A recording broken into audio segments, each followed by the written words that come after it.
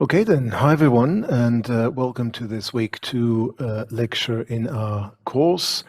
So I'll jump right in. Today we're dealing really with the prehistory of citizen journalism, of citizen media, and the period roughly from the late 90s to the mid 2000s before modern, our current forms of social media came along.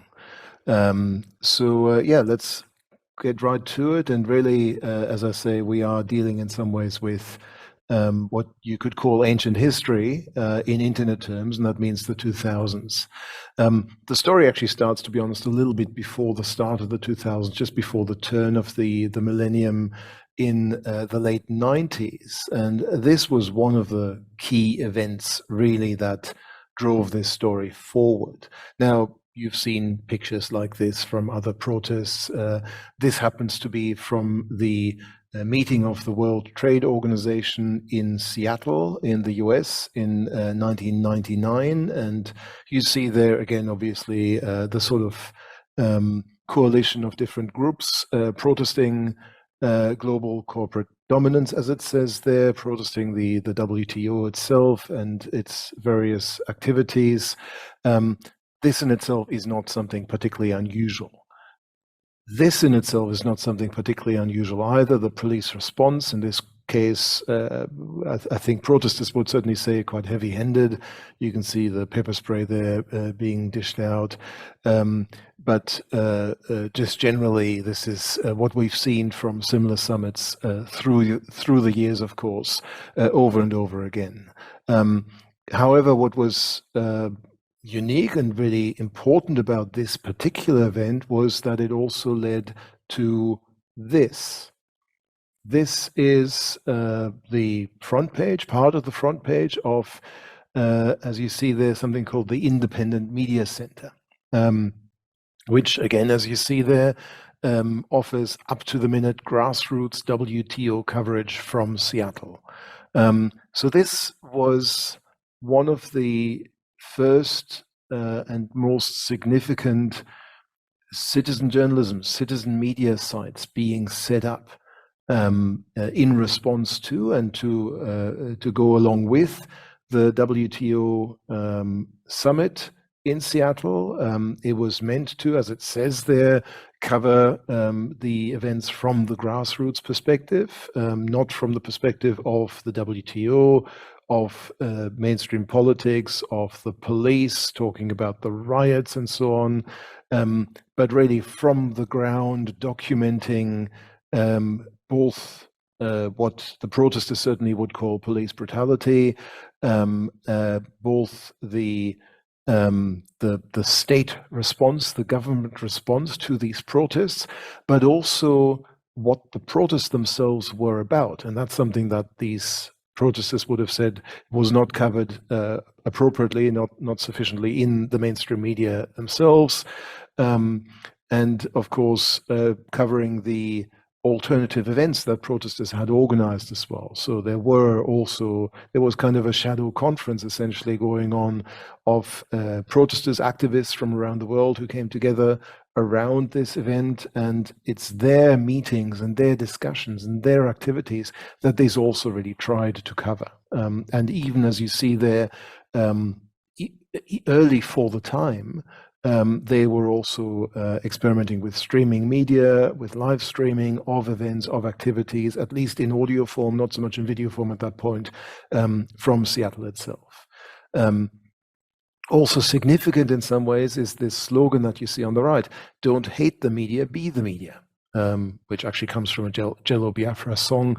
But the point is really that the idea here is that protesters, activists now have the tools with the internet in their own hands to set up their own sites, to have their own coverage, to be the media, be a form of the media, be the kind of media they would like to see, as opposed to the coverage that they saw in the mainstream media, which, frankly, and quite really, I guess the criticism was justified, which the mainstream media did take, in good part, the view of the government, the position of the government, and presented the protesters as rioters and a rabble trying to disrupt this event, rather than really reporting about their possibly quite legitimate points of view.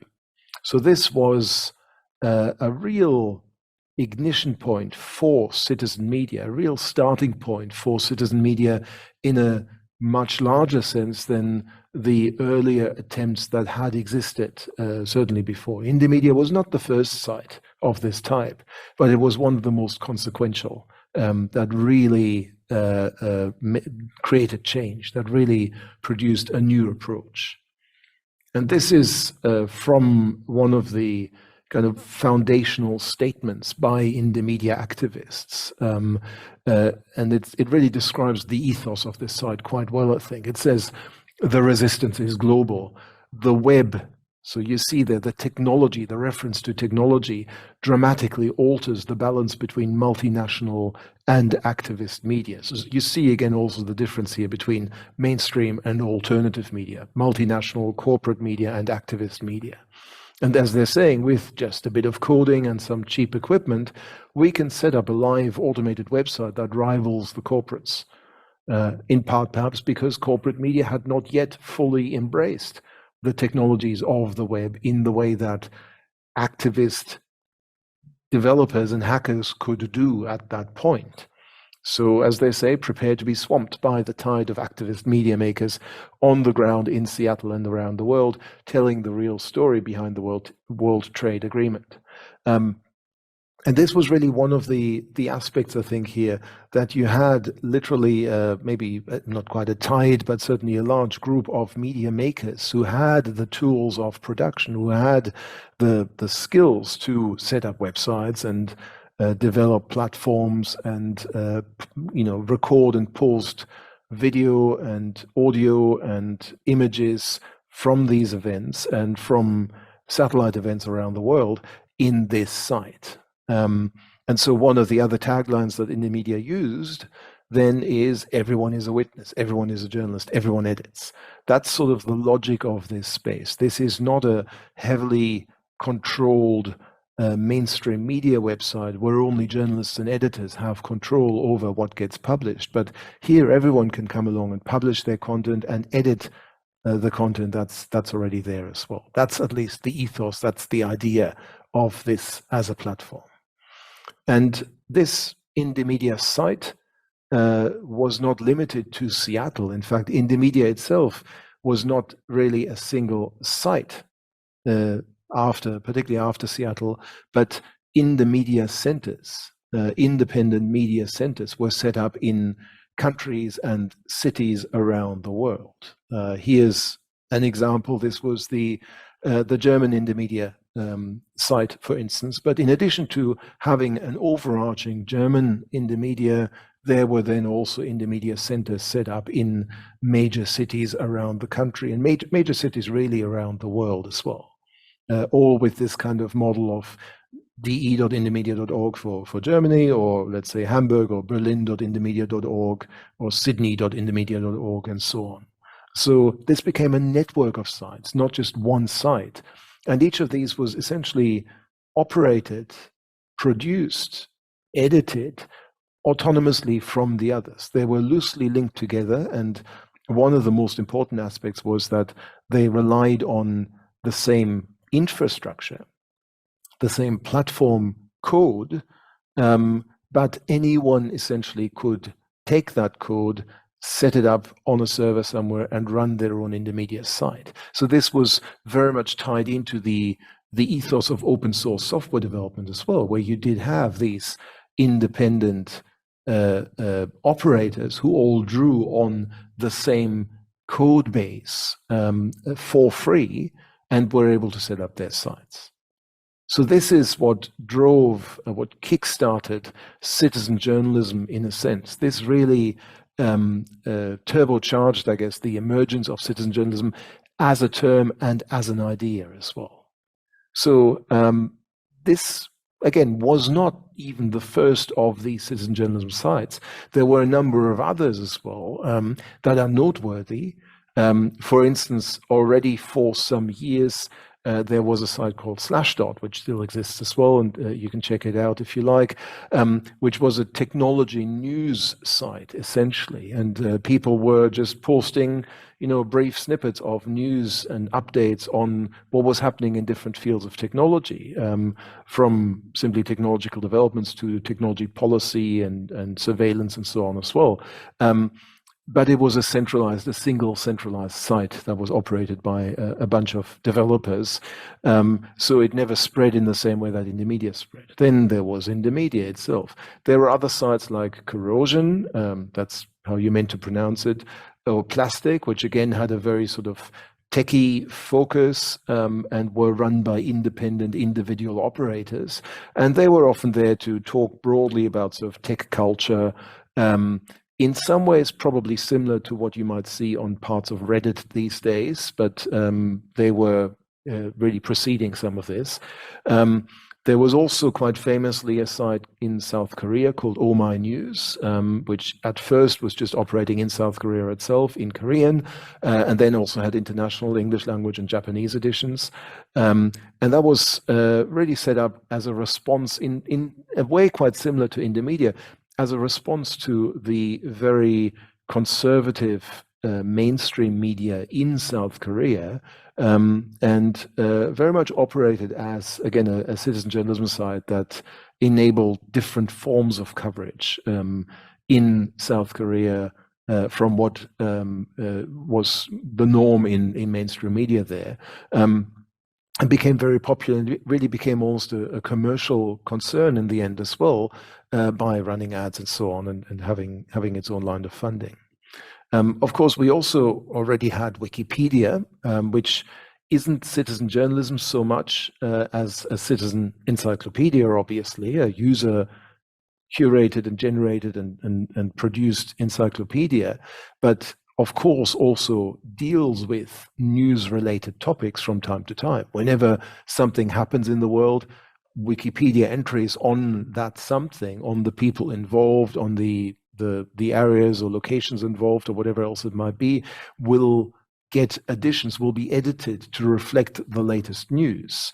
So at some point, the Wikipedia community thought, well, maybe we could actually have a wiki news site that's separate from this, that really produces news content, news reports on a wiki-based model. That didn't actually work quite so well, but certainly that was another attempt to do citizen journalism, in this case with a wiki-based model, but the wiki just doesn't lend itself quite so well to that kind of environment, as I'll say a bit more in a moment.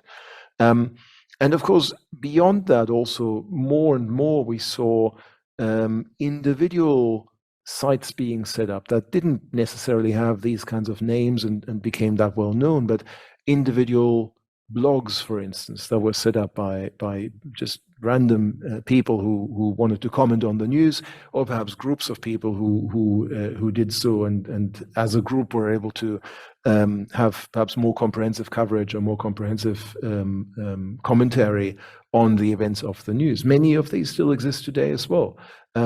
So much of this really started in the early 2000s and became more easily possible over time because some of the mainstream blogging platforms like blogger.com and others were established in the early 2000s as well. So it became very easy to set up your own blog for whatever purpose. And quite a number of these were relating to news topics and were commenting on the news, whether there was political news in general or news in particular areas like technology or culture or whatever else separately. So how did these citizen journalism processes operate?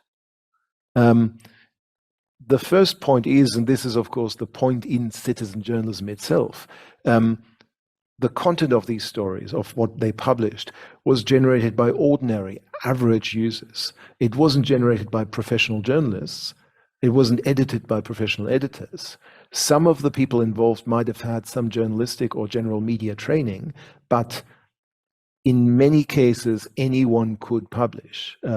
Really, as the Indymedia tagline says, everyone's a journalist, potentially.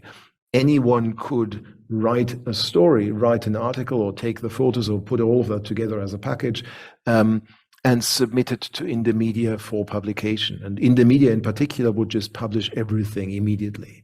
So that was the model. And of course, if you're running your own blog, you could do the same in your blog as well. No one other than you decides what goes up there, what is published there. So very, very limited editorial oversight. This was different from platform to platform, it has to be said as well. So Slashdot, for instance, would do some very limited, very basic checking just of the content of stories so that there wasn't spam or there wasn't something that's entirely false. This wasn't called fake news at that point, but essentially they were checking that there was some truth to whatever was posted there. So that happened on Slashdot, and there were some, if you like, editors, but really they were just checking for verification. They weren't really engaging with the content of the story so much. Indomedia and a few other platforms just posted everything immediately, and often then relied on the audience, the community that exists around these platforms to sort good stories from bad by commenting on them and saying, no, you've got this wrong, or you're missing out on some detail, or you're putting this in the wrong context. Often also by rating stories, and this is something that's been carried over, of course, into other platforms as well. The upvoting, downvoting that exists in platforms like Reddit and YouTube and so on. That's really where a lot of this also comes from. So rating stories to say, yeah, this is a really good or really important story, so that makes it more visible on the platform, versus rating it down, and then it becomes a lot less visible and perhaps even gets kind of hidden from search and other functionality, and other forms of voting were being explored as well. Slashdot even had a system where you could not just vote on the story itself, but actually also rate the ratings of that were being applied by the community. So there was quite a complex system that emerged around this. In a number of these cases as well, stories continue to be updated after publication, either by simply adding commentary. So the first story might just be a very brief sort of note saying, hey, here's a piece of news, what do you all think about it? And then the comment thread that would ensue afterwards would then fill in some more detail, evaluate the information in the original story, and essentially provide a much greater context. Or in some cases, the stories themselves continue to be revised after publication as well, updated after publication to add more detail and perhaps bring together bits of information from different sources as well. So this is very much a collaborative model of content creation. It's harnessing the community for their knowledge. It's not just the initial author who has all of the knowledge, but the initial author might just say, hey, I just heard this really interesting thing, or here's an interesting story in some other more mainstream news publication. What do you think? Or here's what I think. What do you think? And that's then the cue for the community to become involved and add their own views and their own ideas. So a really strong focus on discussion, on debate, on deliberation, on bringing everyone's kind of views to the party as well. And through that, ultimately, you're getting more diverse perspectives. The coverage itself becomes multi-perspectival, has multiple perspectives represented, because different members of the community might add their comments or their updates or bring in additional sources. So in the end, you don't just have the one source and the one view of the initial poster, but you've got a combination of views that perhaps gives you a more rounded perspective, maybe also a more complicated and inconsistent perspective, because you now have to choose what you believe or what sides seem right and which ones don't. So this makes the reporting possibly more complex as well. But of course, it might just represent complex reality more accurately, rather than just providing the one perspective of the journalist or the editor or the news outlet itself. Okay. So, as I've said already, and as we can see also from the use of open source software in producing in the media and other platforms, there is a lot of ethos shared between citizen journalism as a form of reporting on what's going on in the world, and open source software development as a way of producing software. Now, you may not know that much about open source software. Perhaps you do. It's not important that you have a really fundamental grounding in open source, but essentially the idea with open source software development too is that the production process is opened out, is opened up to all participants, that anyone with the necessary skills can become involved and help develop a piece of software. And in the end, it's essentially owned by everyone who are involved in this as well. And this is really only possible by believing that if you have a group of people working on the same problem, on the same project, then eventually the good will survive. New beneficial additions to the source code, to the software, will rise to the top and will be accepted by the community, whereas new bugs, new problems that are introduced will be removed. And in the open source software community, sometimes this is called the power of eyeballs, which doesn't sound very appetizing, but essentially it's saying the more people you've got looking at a problem, the more likely it is that one of them or some of them will provide solutions for that problem as well. So that's the fundamental idea in open source software development. And this really is then also transferred to what we could call open source journalism. So the more people are looking at a news report and are adding their views and their comments and additional source materials and background materials to a news report, the better ultimately the coverage will be, rather than just relying on the one journalist to have all of the background knowledge that they need to accurately report on a particular issue. What this also means is that essentially you are thinking of the product of this production process, whether it's the software itself or whether it's the news report, as always unfinished, as something that needs constant updating. So that's quite a mind shift, because of course, if you were to buy a piece of software, you would hope that, well, it's finished, you can use it already, it doesn't need any further additions. But of course, that's never really quite true. And you see this these days, not so much back then in the early 2000s, you see it these days with the constant updating of the apps on your phone, of the operating system on your laptop or desktop.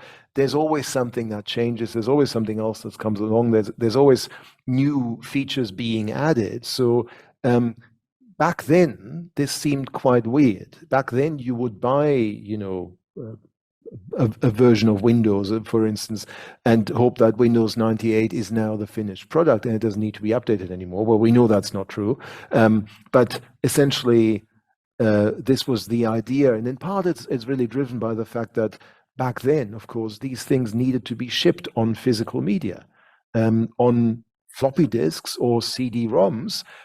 So you needed to be able to say, well, this is now finished, package it, sell it in the stores, and people can now go and take it home and install it on their computers.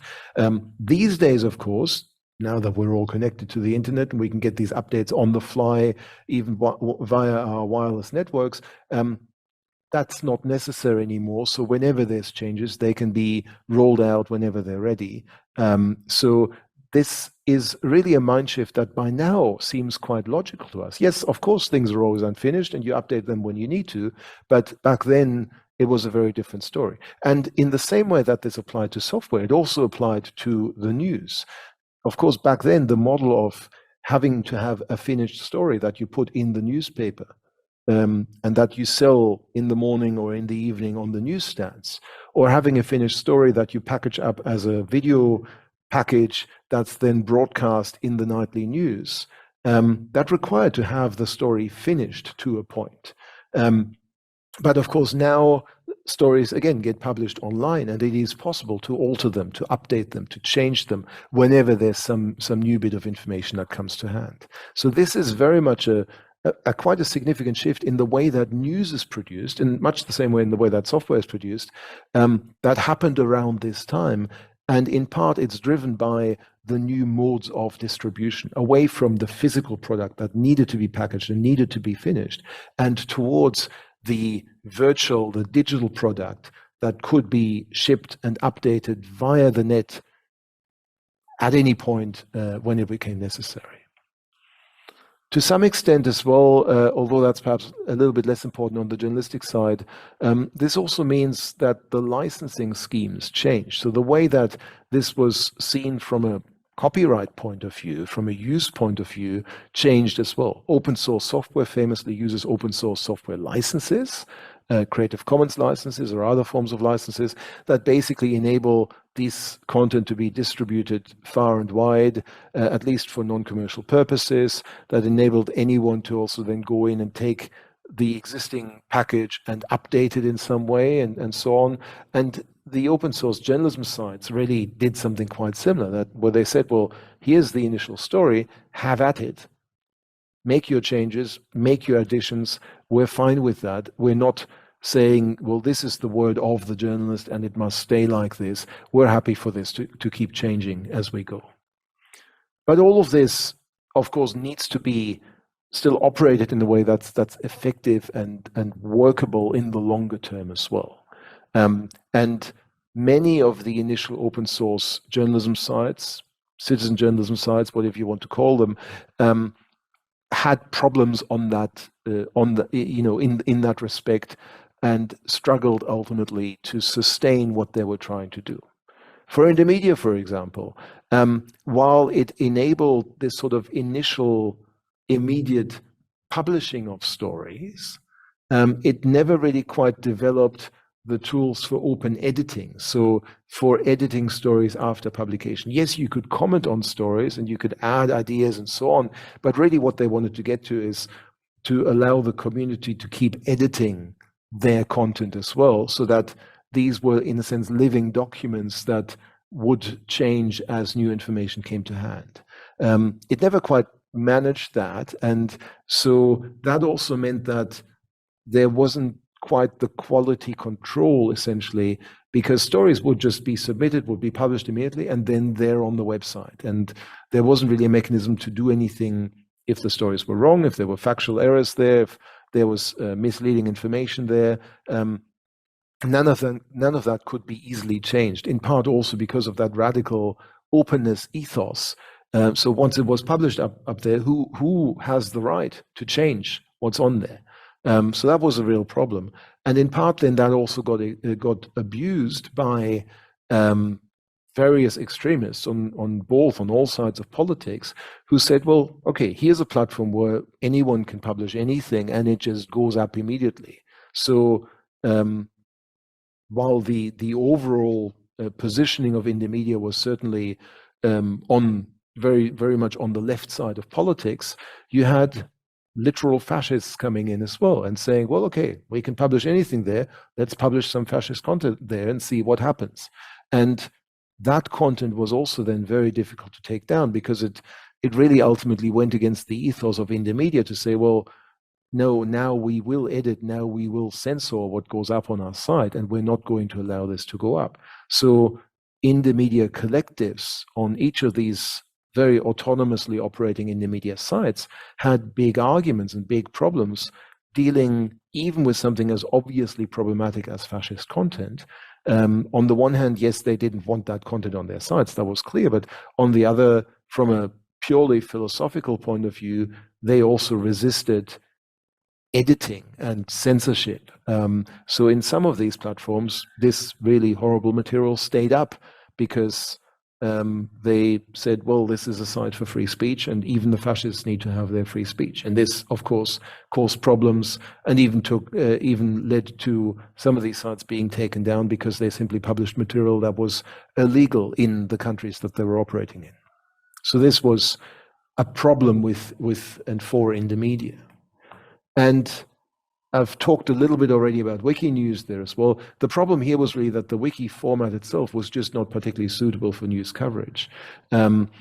You could, of course, create a wiki entry for some new news story, but how and when and for how often and how long you would then actually update that coverage, the process for that didn't really suit the wiki format particularly well.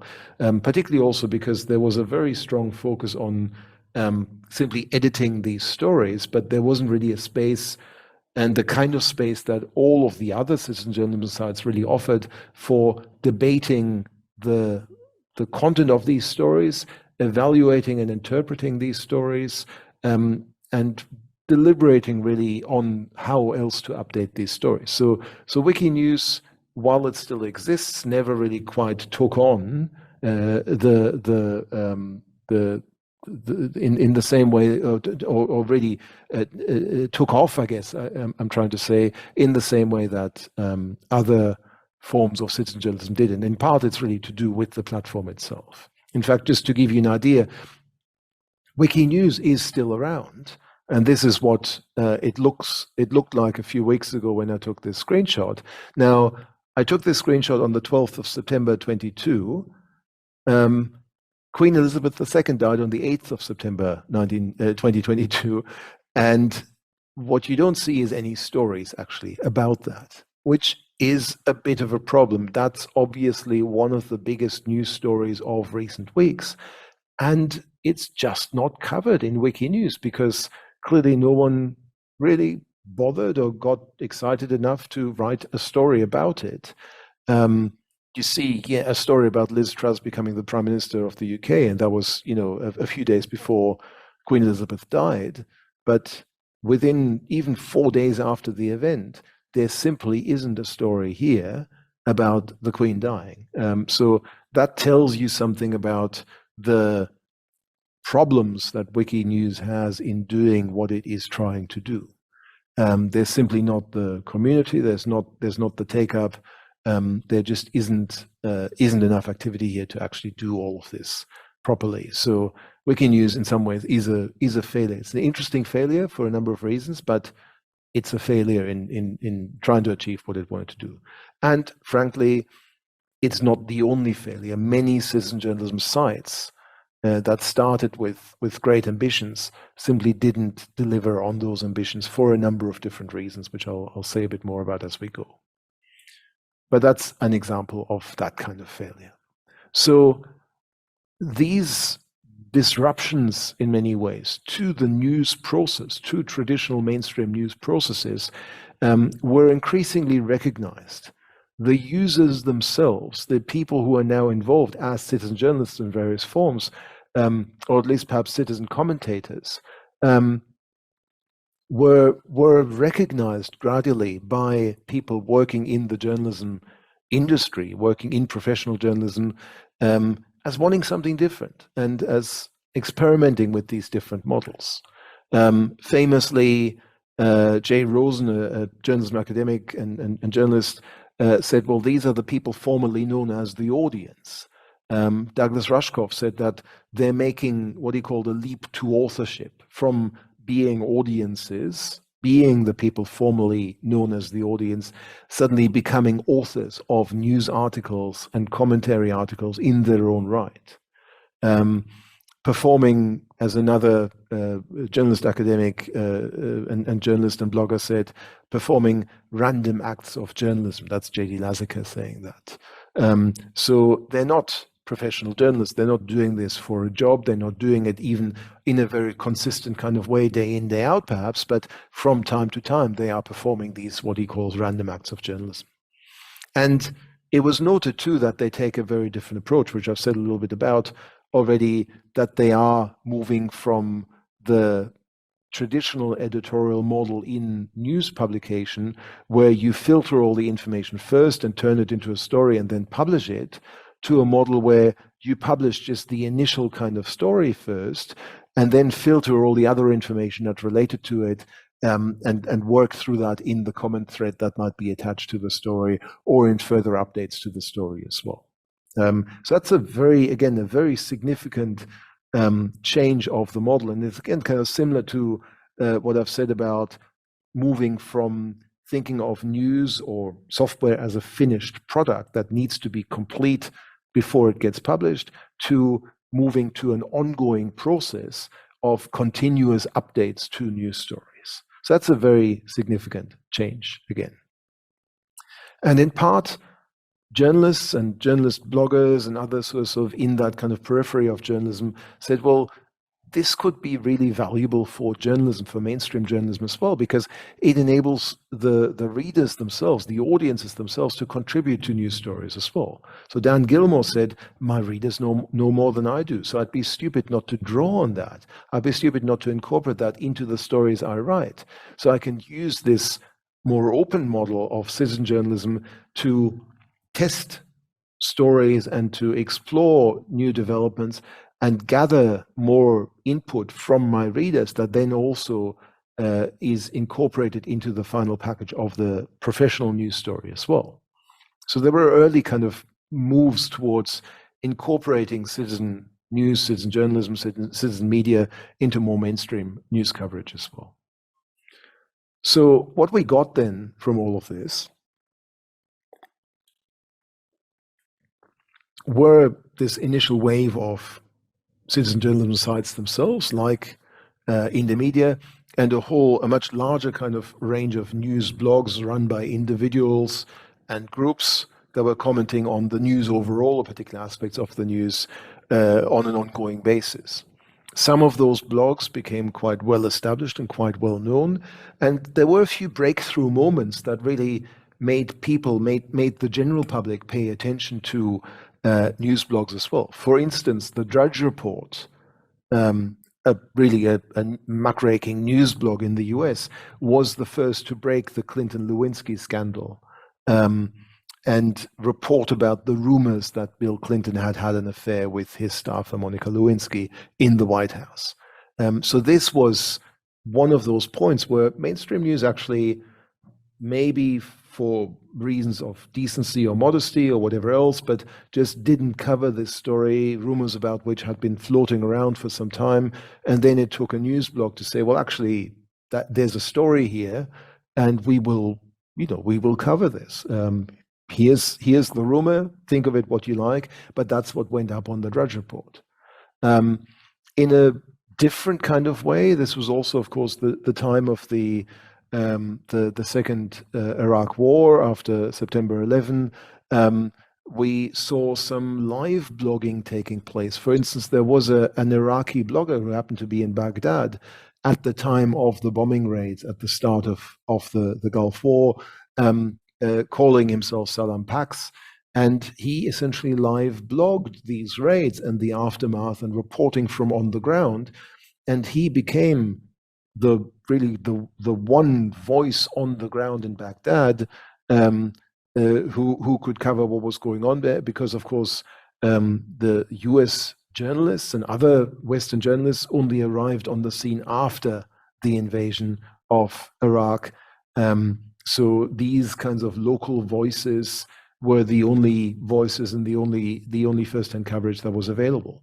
Salam Pax actually went on later on to have a blog on the Guardian website as well. So you had these kinds of cases, sometimes just because they happen to be in, if you like, the right place or maybe the wrong place at the wrong time.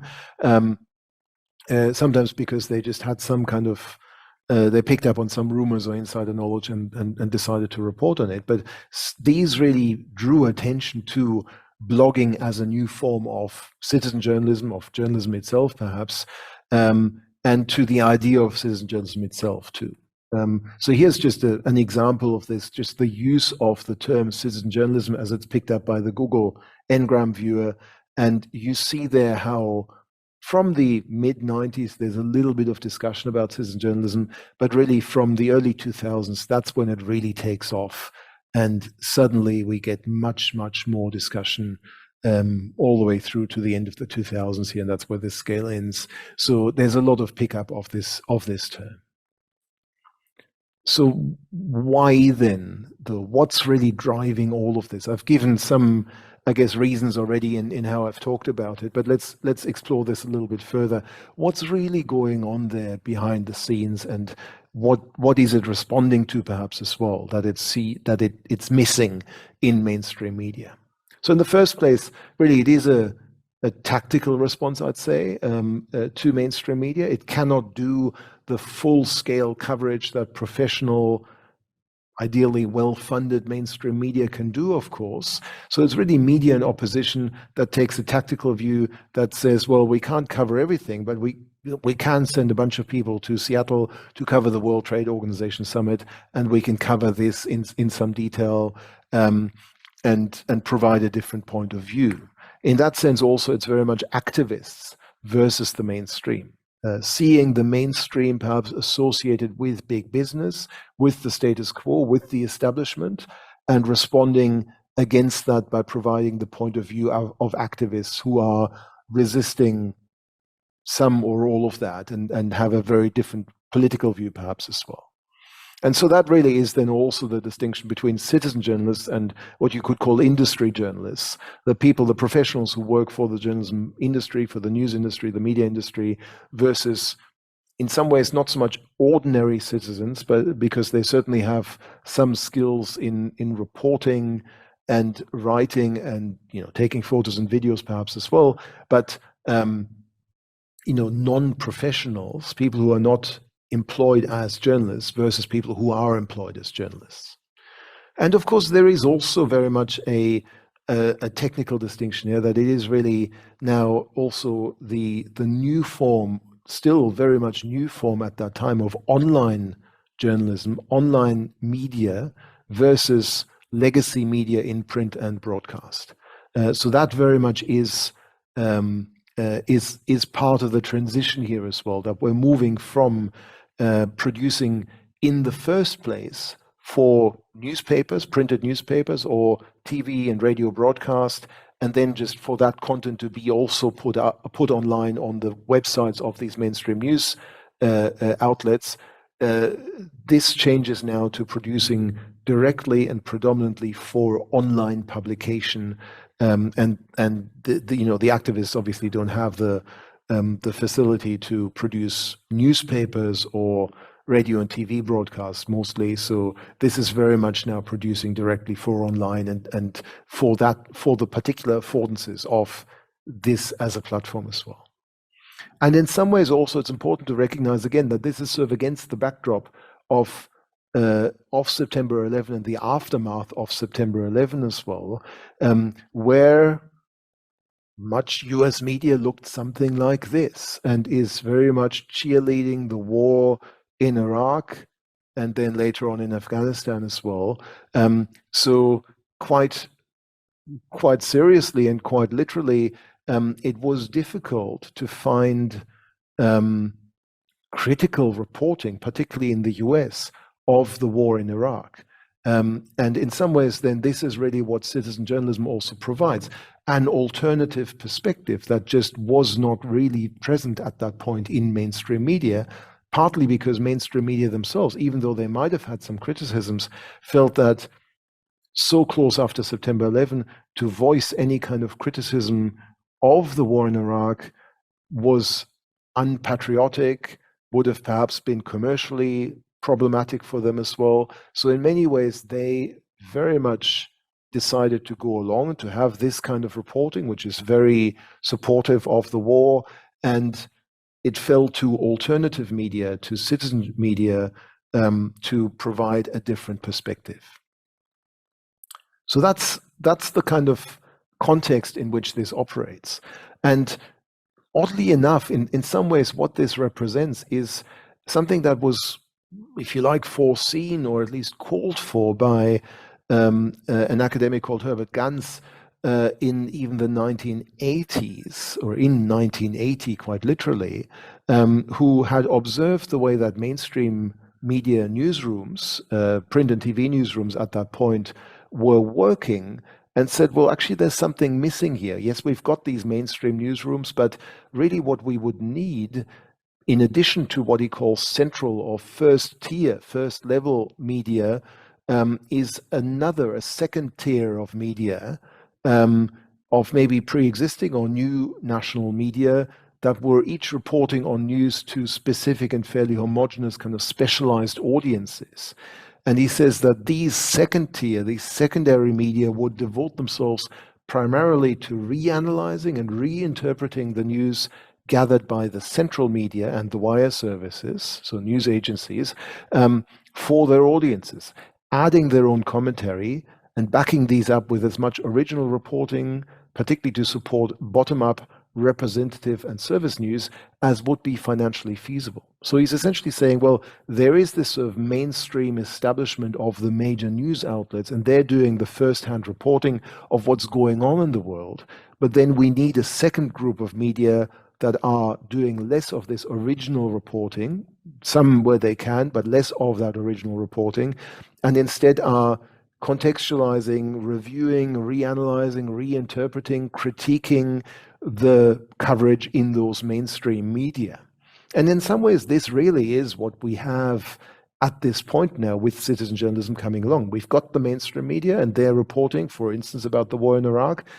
And then we've got this new range of news blogs and citizen journalism sites that are critiquing all of that and saying, well, actually, there may be other points of view that are just as valid, and we need to be critical here about the reasons for the war, for instance, in that case, and we need to understand what else is going on here. So this is quite curious, because obviously in 1980, when he wrote about this, there was no idea that the internet would be able to provide this. The World Wide Web had not been invented and would not be invented for another 10 years. So at that point, there was really no way for this kind of second tier to become established. But with the technological changes and the changes in attitudes and everything that comes with it, 20 years or so, 25 years later, this is what we got. This is what happened. And so in some ways, really, the citizen media became a second tier of media that was very much reviewing and critiquing what was going on in the mainstream media. And that's then where we get to this term gatewatching that you've seen perhaps already, certainly in the title of my book and elsewhere. So the traditional news process, which I've tried to just visualize here, the term that's used for this is gatekeeping. And that's because at each stage of the production process for news, there are, as they say, gates being kept. There is a selection being made. So at the input stage, it's only the journalists, of course, who are on staff, who are professionally employed by news organizations, who get to choose, well, these are the stories that we think are important to cover, that we think are important to go to and observe, or to research and so on. So that's the input stage. There's already a gate being kept. Journalists make a selection of everything that's going on in the world. Out of all of that, they select certain events and topics and issues and things that they think are important enough to cover in the news. Then they do that covering, they do the news gathering, they do the research and all of that, and they write their stories or produce their video and audio pieces or whatever else it might be. And then again, there is a gate being kept, because not everything that journalists produce ends up in the newspaper, in the TV or radio broadcast, or more recently in the website as well. There is an editorial selection that's being made by the journalists themselves, or more to the point, by their editors in their newsrooms. So again, that's another gate, an output gate being kept. There's an input gate of what even makes it into the news process, and then there's the output gate that's being kept of, whether or not the produced stories actually ever see the light of day and are being published for audiences to access. And then finally, at the third stage of the process, yes, as an audience, you can try and respond to that. Initially, in newspapers, you could write a letter to the editor.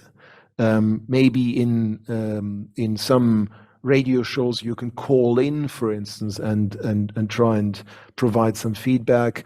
Maybe on websites, there's a commentary section where you can add your comments. But again, there is usually a very strict editorial selection. Of the thousands of letters that newspapers used to get, only a dozen or so might have made it into the letters to the editor section that's published the next day in the newspaper. Of the thousands of calls that a radio station might get, only a few make it to air. So again, there is a gate being kept that selects only a handful of audience voices to be made visible or audible. So at each of these stages, input, output, and response, journalists and editors and producers make a selection of what actually makes it through into visibility. That's why we use this term gatekeeping in talking about journalism, about traditional professional journalistic practices. But increasingly, it's been recognized that gatekeeping is really quite an outdated sort of concept. Gatekeeping was important to an extent because there were only so many pages in a newspaper, there are only so many minutes in a radio or TV broadcast. So you needed to make a selection of what you can actually put in there, how much you can put up. Now, in theory, that no longer exists online. You can have as many stories as you like on a newspaper website, on a news website.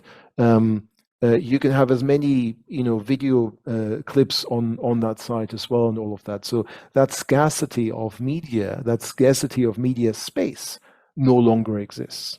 Of course, there's still a scarcity of how many journalists you've got to produce stories, but that's another matter. So gatekeeping, just because the output space is limited, is no longer relevant. It's also getting increasingly difficult to keep the gates because there are just too many of them. There are too many channels through which audiences might access particular news stories now online. So again, the editorial selection in that sense no longer makes sense, because if they're not getting the story from you, they might be getting it from somewhere else as well.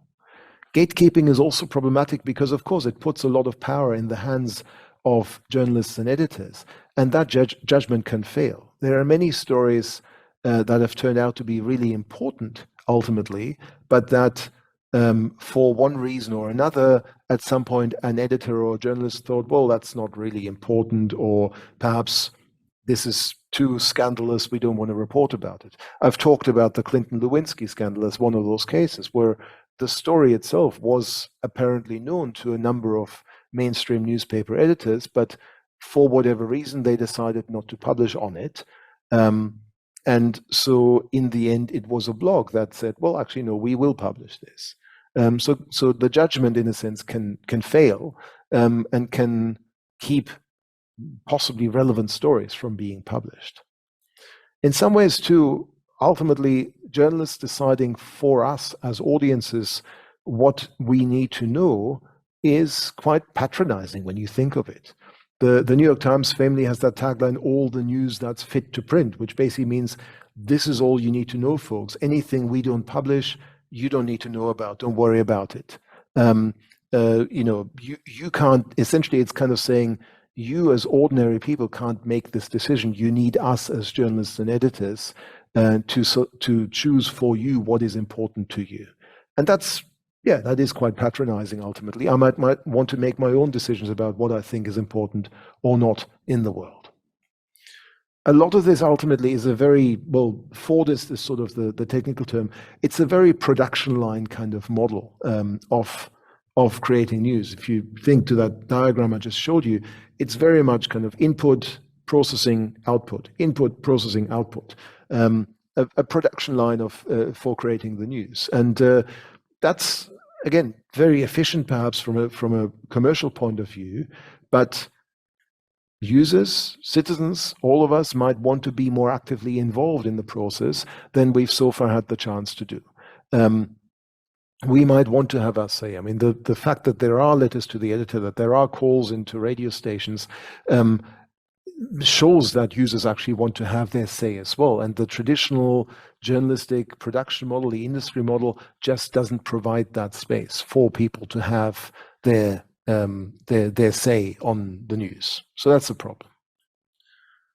So that's why Gatewatching then perhaps comes along as well as a new form of collaboratively reporting and discussing the news.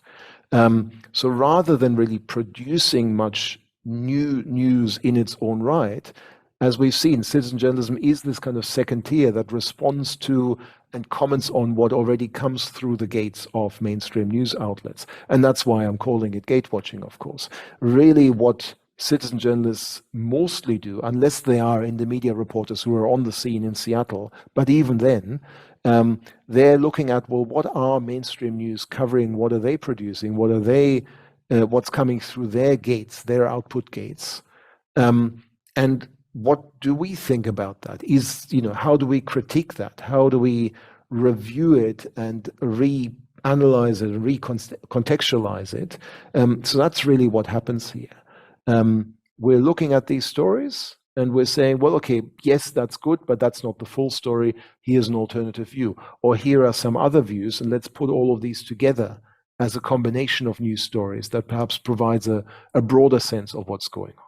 And of course, the gates being watched might not just be news outlets themselves, but could be other organizations, might be government organizations, might be NGOs, might be other first-hand sources of information like research organizations or whatever as well.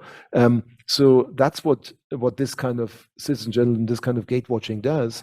It's looking at, well, what's new that's coming out from other sources, and it's then collecting that, putting it together, contextualizing it, commenting on it.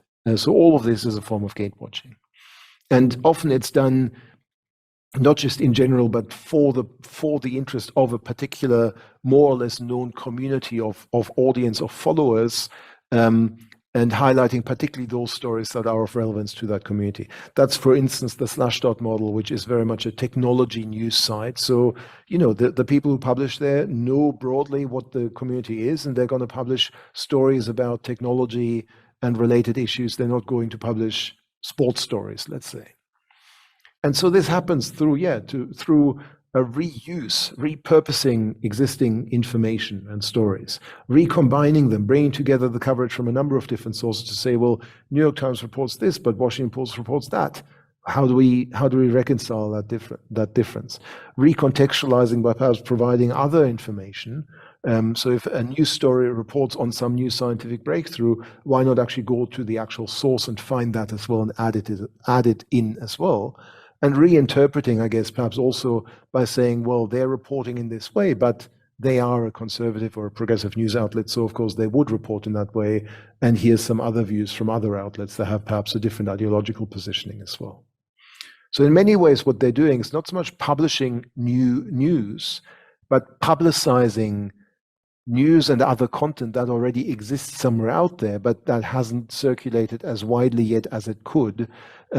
So it's pointing to very directly, also through hyperlinks, the source content that exists elsewhere and pulling that together for the audience of the citizen journalism site. And in doing so, adding further commentary, analysis, and providing a space for discussion of these news items as well.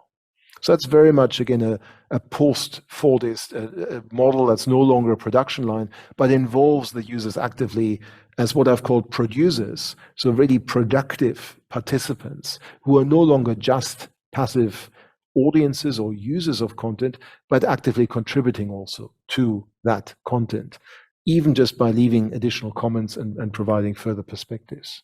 And again, much of this is in some ways directed against the mainstream or responding to the mainstream to correct perhaps some of the shortcomings that audiences might see. So if you look at the previous model and this one, this is now what happens. That's why I've got these dotted lines there that are no longer closed to participation by anyone else. The gate watching process is open to anyone. Anyone can, of course, follow other sources and identify interesting stories. And then anyone can also collect these sources together and perhaps create a small story of their own that reports on what they've seen and submit that to a site. That might be instantly published, or it might require some collaborative upvoting, downvoting, or editing of what's been submitted before it's published. Different sites have very different models for doing this, but essentially it usually involves some level of community input into choosing the stories that really end up going up on the site. And then, of course, the response and commentary section, again, is open to all participants as well. And that's a much longer ongoing process that involves the community and enables that community to continue to add more information as relevant to this process. So that really is then what we call citizen journalism, and how fundamentally it operates. Again, it might work differently on different sites depending on how they're configured and who has the rights to do what. Not always everyone is able to do everything, but perhaps only longer term, more established users. But broadly, this is the gatewatching process that exists on these sites. And gradually, in the early 2000s, it arrived and it became very visible and quite consequential as well. And one of the stories of its arrival is this. This is not obviously a citizen journalist. This is a very young Barack Obama. But in some ways, they almost arrived at the same time, you could say. This is Barack Obama at the 2004 Democratic Convention ahead of the elections that year. This was his big breakthrough moment as well, when he stole the show to an extent, presented himself and presented his sort of vision for America in this convention, and really that paved the way for him to be the presidential candidate in the following election in 2008. But this was when he first became really visible and really known to a national and a global really audience as well. Now, I'm not showing this to you because of Barack Obama and because of how young he looks there, but curiously, this convention in 2004 was also the first where the Democrats invited bloggers to be engaged in the news coverage as well. And this is sort of the view from very much the rafters of this convention hall. You see there down there is where the delegates are sitting, and there's the stage where Obama would then also appear. But what you're seeing here at the top, very much in the cheap seats, are these tables of people sitting there with their early 2000s versions of laptops and other devices, and a good number of them are bloggers. And the Democrats very deliberately invited bloggers to cover the convention and thereby reach the audience that mainstream media would not reach in the same way. And this was really the first time that bloggers were accredited essentially as journalists or as equivalent to journalists at a national convention in the US. And that was really a really significant recognition of citizen journalism as an important form of news coverage and news commentary that was going to be important in the longer term. So that's really the breakthrough moment. That's the point at which you could really say, for US purposes at least, citizen journalism has arrived, and it now is, it's there to stay in some form as well. Maybe not so much in the form of these blogs, but this is now a practice that we need to recognize as genuinely important. And that's then really what I would call the height of the first wave of citizen media.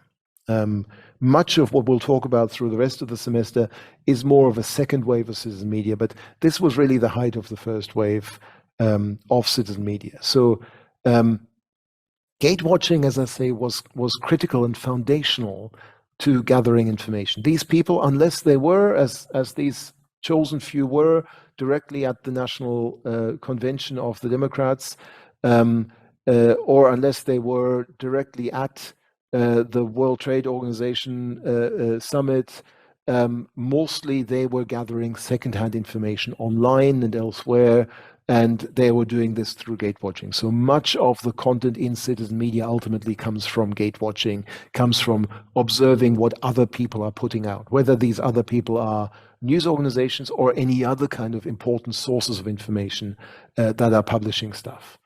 That's the first stage. The second stage is the collaborative evaluation of all of this by an often very distributed network of participants. These are not usually spaces that have a newsroom where everyone gathers, but this is all organized online and through these online platforms as well.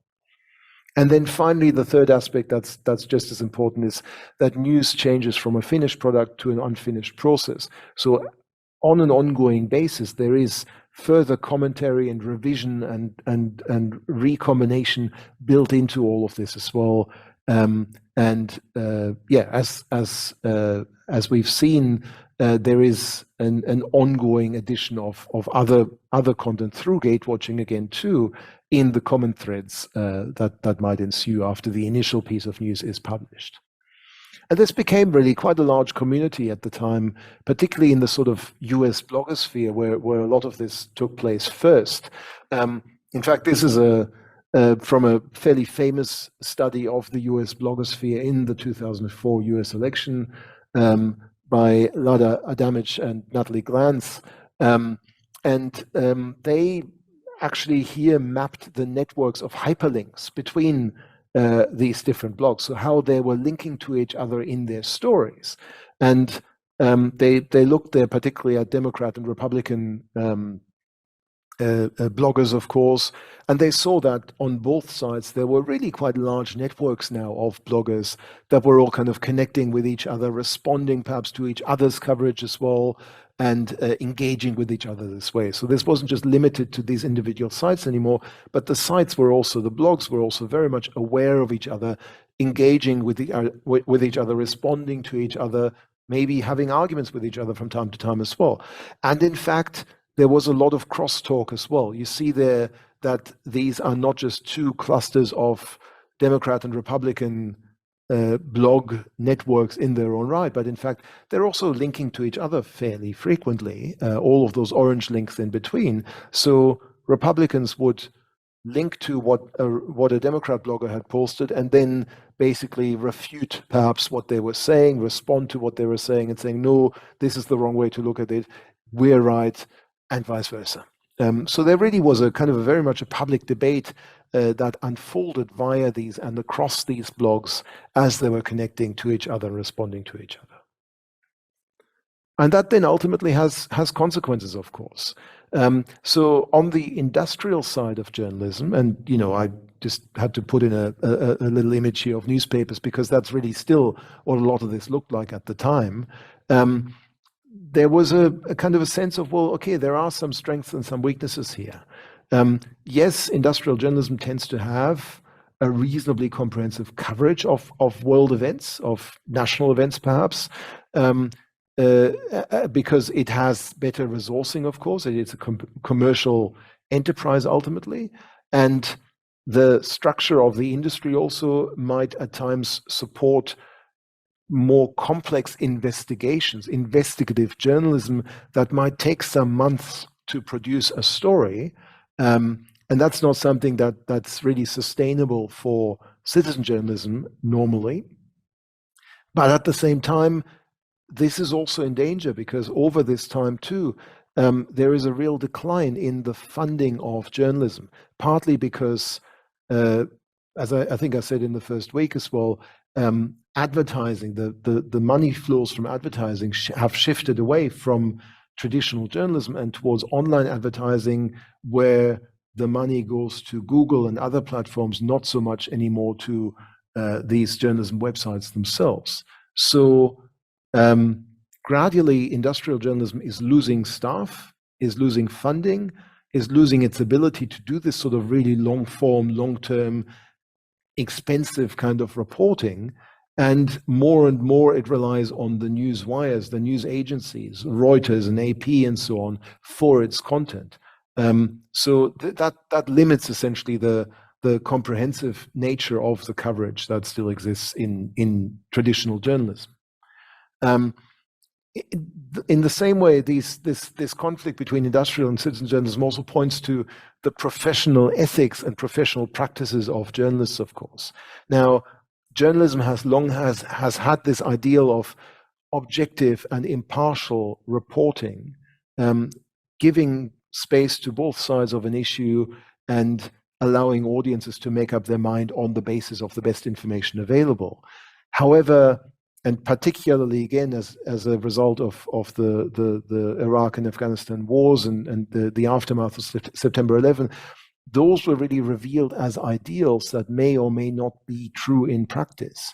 There wasn't a great deal of objectivity or or impartiality or balance really in the reporting after September 11, there was a lot of patriotism in the US.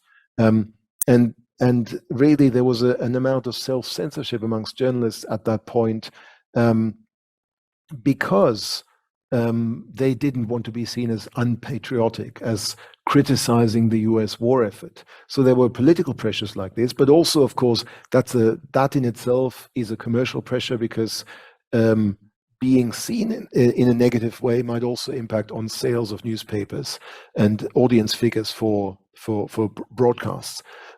So there is not this idea of objectivity, impartiality is something that journalists certainly aspire to, but that they not always manage to achieve, of course, in their day-to-day practice. Further, also, we have the problem that journalists might be drawing on quality news sources and quality research and quality writing, but at the same time, they're not really experts in most of the topics that they cover. They cannot afford to be deep experts on everything that they cover, because as a journalist, particularly as staffing declines and journalists have to cover multiple areas of the news, they can simply no longer spend a lot of time familiarizing themselves deeply with all of the topics that they're covering. So the expertise essentially in journalistic coverage in the mainstream news starts to decline as well. And journalists, particularly when they're reporting on complex topics like war or like climate change or like different areas or difficult areas of policy making, might just have very limited insight into the full complexity of these topics. And they might just go with what is the groupthink in the newsroom or the general sort of view of the world, essentially, that they think everyone has, without necessarily going very deep into researching all of this. So there are problems there. There are signs of stress, signs of real decline in the news industry for this kind of industrial professional journalism. And this is just one way of visualizing that, I guess, that I found quite particularly useful. So there's a sense really at this point also amongst journalists that there is a real crisis in their profession because of particularly the decline in funding and everything else that flows from it. So on the citizen journalism side, on the other hand, again, this is sort of a typical kind of example of what a citizen journalist might have looked like at that point if they were doing video and audiovisual reporting as well. There's a sense that maybe this kind of journalism provides more space for deliberation, for commenting, for discussion. And the downside of that is, of course, that this might be quite fragmented, it might be very inconclusive, it might also not be particularly well informed in its own right and distracted by new news as it emerges. So the question is what the quality of that deliberation is, but it certainly provides a space for it. But whether that opportunity is always realized, that's still a big question, perhaps. It provides possibly also more space for really hyper-local coverage. So, as I've said, there have been in the media centers, for instance, in each kind of major city around the world. At one point, there were 400 in the media centers around the world. So they were also able to cover local events and local developments. And of course, local news blogs and other sites could do the same as well. And that's perhaps something that the mainstream also is not easily able to cover. But there's also a limit to how much citizen journalists really can do, particularly if they're operating by themselves. They can't go to all of the city council meetings. They can't go to all of the court cases. They can't go and cover everything firsthand. So they still rely on gatewatching ultimately and on other people's content for their coverage as well. They cannot provide the comprehensive coverage that well-resourced mainstream journalism can. But of course, mainstream journalism is no longer perhaps well-resourced and itself can't do that either. So ultimately, citizen journalism can be described in some ways, as Jane Singer has done, as Estate 4.5. This is a building on the idea of the news media, the mainstream news media, as the fourth estate, as a watchdog for society, for politics. And so this kind of citizen journalism, again, is this sort of second tier that's a watchdog for the watchdogs, that's observing and critiquing what mainstream media are doing. Again, that's gatewatching, ultimately, not gatekeeping. But what impact that ultimately has on what else is going on, that's still a kind of an open question. So the question really here becomes, will these forms, as J.D. Lazaker says, of participatory journalism and traditional journalism complement each other or collide head-on with each other? And here's an example of a head-on collision.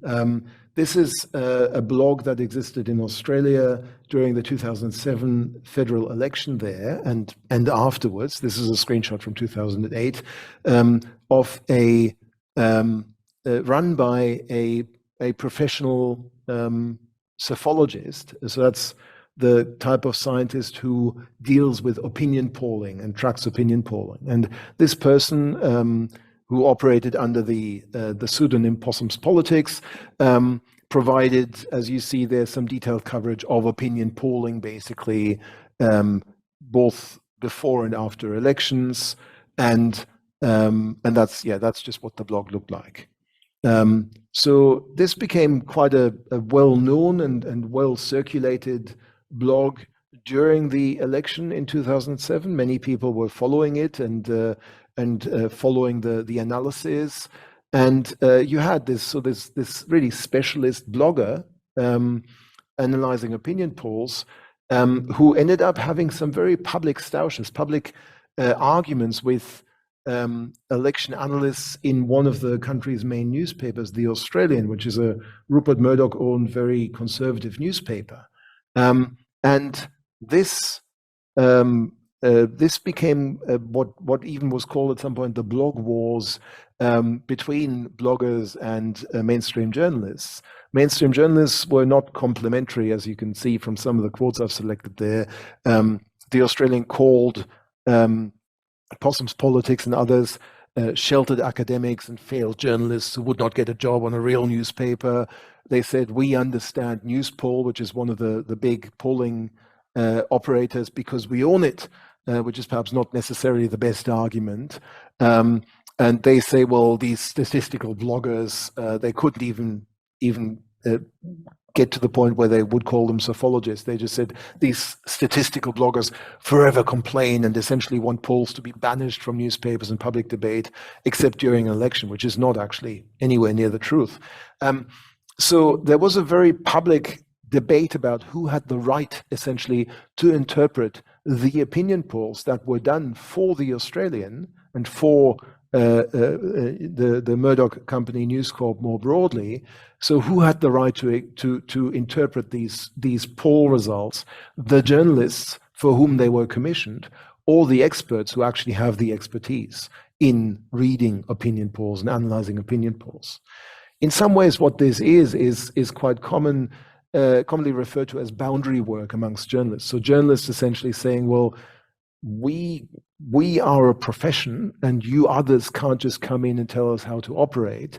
So this is the backlash, essentially, from journalists saying, stay out of this, we're the professionals here. But really the question is, well, who is the expert in all of this? Again, as I've said, Dan Gilmore at some point said, my readers know more than I do, so why wouldn't I take their views into account, particularly when they're the experts? Herbert Gans, who you've heard from before, at some point said quite pithily, the news may be too important to leave to the journalists alone. So that's a nice way of thinking about this. Well, journalists are not necessarily the experts on this. They're certainly not expert opinion analysts. They report on opinion polls, but that doesn't make them experts. So the debate here was, yes, between professional journalists and amateur journalists, but at the same time, it was also between professional psephologists and sometimes very amateur psephologists who happen to be journalists. And ultimately, I think in this particular debate, it was the scientific expertise in psephology of these bloggers, these expert bloggers, that trumped the expert craftsmanship in journalism, which, however, didn't have the expertise in analyzing opinion polls itself. So in some ways, in spite of all of their bloviating and all of their the noise that they generated, many people went with the expertise of these bloggers over the expertise of these very conservative journalists. And so, these sorts of cases where bloggers became and other citizen journalists became important, led to some very kind of jubilatory, positive, optimistic hopes for change. Jay Rosen, another one of these journalist bloggers, said, well, the people formerly known as the audience are those who were on the receiving end of a media system that ran one way in a broadcasting pattern, with high entry fees and a few firms competing to speak very loudly while the rest of the population listened in isolation from one another. And he says, well, today, that audience is not in a situation like that at all. So what he describes here is really the gatekeeping model. Higher entry fees, a few firms, and everyone else only gets to listen. And he says, well, the opposite of that really is a gate-watching model where today we can all follow all of this and have our own say and speak back to the mainstream media. However, more cautious views also said, well, and this is Chris Atten, one of the world's experts on alternative media, who says also the history of alternative media is predominantly one of failure. Failure to reach any but the most specialist of audiences, which could also be said perhaps for some of these expert psephologists in the Australian case, and a consequent failure to affect the political and social transformations that represent the ambition of so many of its projects. So the question really is, do these citizen journalists, these alternative forms of coverage, sites like Indypedia, like Indymedia, do they only speak to the already converted, to their kind of core community, or do they also reach audiences beyond? Is it just activists speaking to other activists, or do they break out of that ghetto and reach a broader audience as well? And frankly, that's very different from case to case. Some did, some didn't, and most ultimately of these early citizen journalism sites ended up faltering at some point because people kind of moved on or lost interest or just lost the energy to continue perhaps with their projects. And so this is actually from a slide I presented in 2006 at a conference. The question really was, well, what happens now if that's the case, if we have to take that more balanced kind of view? Well, at that point, I still said, and I would probably still say, these two tiers of mainstream media and then alternative media commenting on mainstream media were now very well established. There was quite a notable effect at times by some of these outlets on the political process. Not all the time, and certainly not by all of them, but some managed to establish themselves and have an impact and managed to gain the longevity to continue to have that impact. The mainstream media side also became much more interested in engaging with these with some of these outlets. Some bloggers' views were employed gradually more as alternatives to just asking the general public, having vox populi, having vox pops, to kind of gauge what the person on the street thinks. Sometimes it was just the bloggers who were being cited instead. Some bloggers moved into mainstream media even as pundits, as commentators. Some of the ones who could write particularly well were invited to run their blog on a mainstream media site. Some mainstream media outlets also started to embrace tactical and citizen media, user-generated content. The BBC started up some blogs for its journalists. It started its user-generated content hub where people could submit their own content, mainly eyewitness footage and so on. Rupert Murdoch at some point purchased MySpace, which was one of the early social media spaces, and frankly ran it to the ground because it had no idea what to do with all of this. But these were attempts to engage and embrace this kind of alternative citizen media space as it existed at that point. Again, a little later, I kind of commented and said, well, is this maybe moving now towards a post-Fordist politics as well, a different way of doing politics that's not just a production line as well? Do citizen news, citizen journalism have an effect on the political process as well. Maybe encouraging more dialogue and deliberation, maybe just more argument and conflict. And I think that's certainly come true. Do we perhaps also see some rearguard battles, some attempts by governments and news organizations to just keep out the citizen journalists in various forms? I think we did that too, not just, by the way, in authoritarian regimes where, in places like Iran and China and Russia, some of these alternative media sites have simply been shut down, but to some extent also news organizations were very actively trying to police against and to undermine citizen journalism sites in order to not be criticized by them or not be not have to compete with them.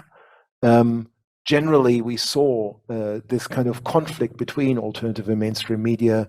We saw this particularly again in the 2004 US election or US primaries with the campaign of Howard Dean, who was one of the Democratic hopefuls for nomination for president, who had a very strong blog audience, but that didn't translate into positive mainstream media coverage.